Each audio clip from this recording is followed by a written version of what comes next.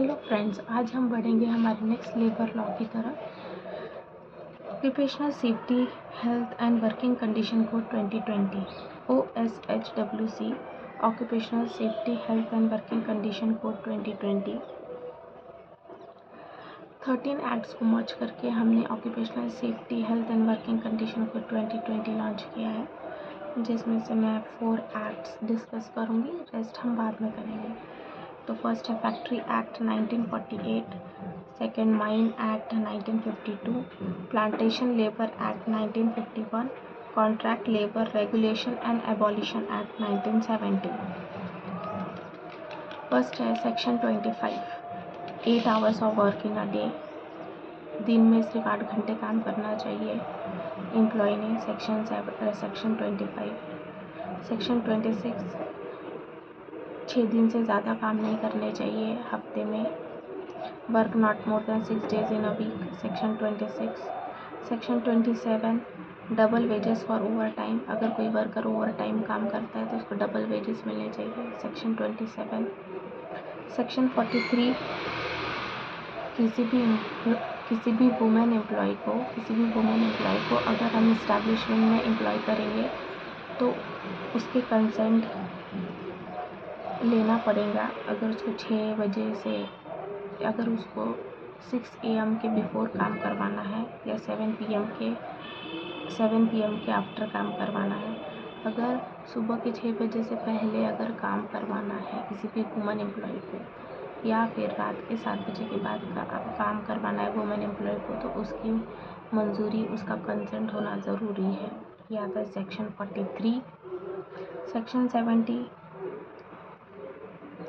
कोई भी एम्प्लॉयर किसी भी एम्प्लॉय को जिसकी एज 18 ईयर्स से बिलो है, उसको shall not allow to work in a mine.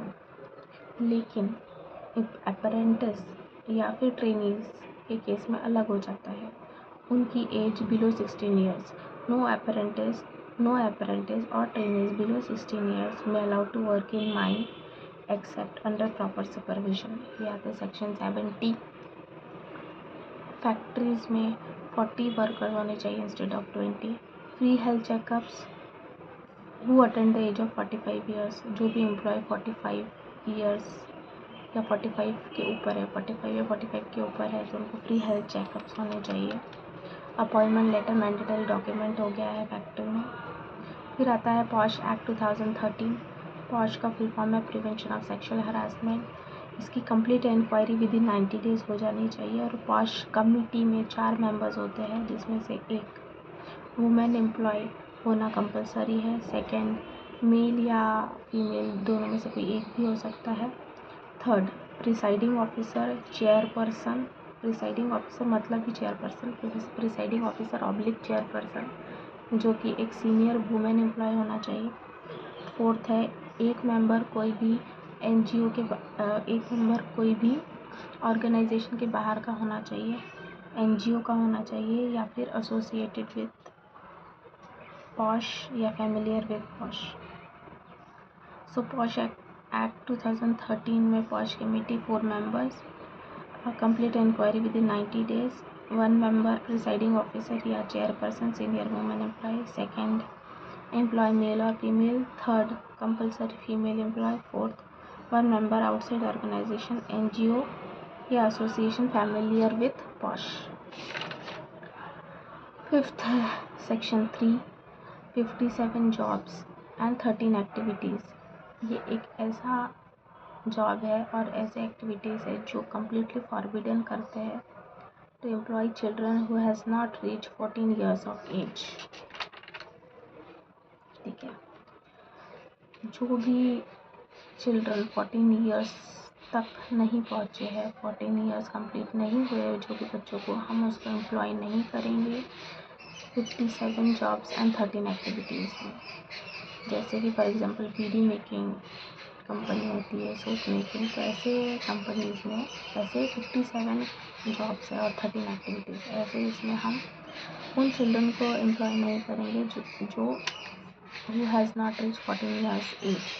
57 jobs and 13 activities completely forbidden from employing children who has not reached 14 years age. Example bidi making, soap etc. Section 3। अगर कोई violation करता है section 3 का तो punishment दिया जाएगा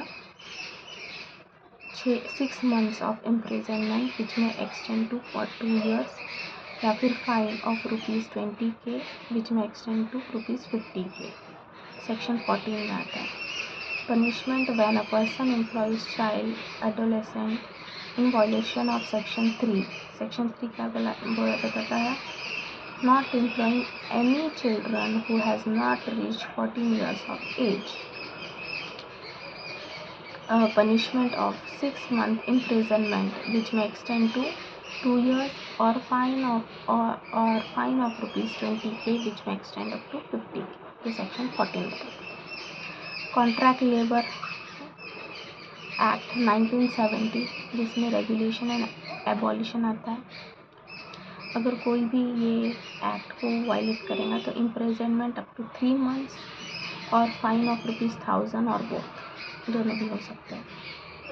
3 महीने का जेल हो सकती है, 1000 रुपये की फाइन हो सकती है या फिर दोनों हो सकती है।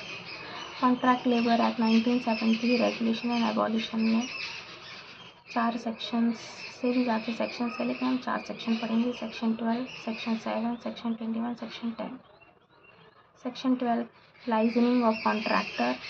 Contractor must take licence mention maximum number of workers, nature of work, wage rates. Section 12 में कॉन्ट्रैक्टर ने लाइसेंस लेना चाहिए उस लाइसेंस में क्या क्या मेंशन होनी चाहिए 3 चीज़ें। कितने वर्कर्स को वो हायर करने वाला है, नेचर ऑफ वर्क कैसा है और वेज रेट्स कितने होने चाहिए। नेचर ऑफ वर्क पेरिनियल है, नॉन पेरिनियल है, ये सब। So section 12 licensing of contractor must take licence mention maximum number of workers, nature of work, wage rates. Section 7 registration of establishment. Section 21 payment of wages paid by contractor.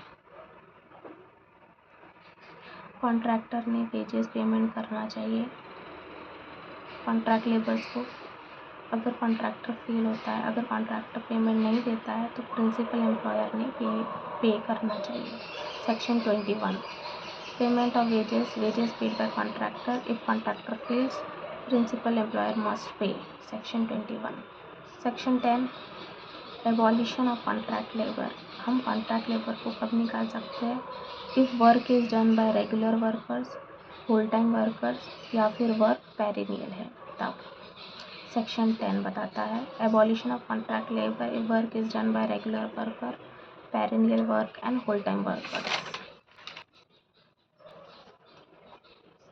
तो 14 years as इसमें है section 16 years as अपेरेंटिस या trainees उनके लिए है और एनियल है तो सेक्शन 3।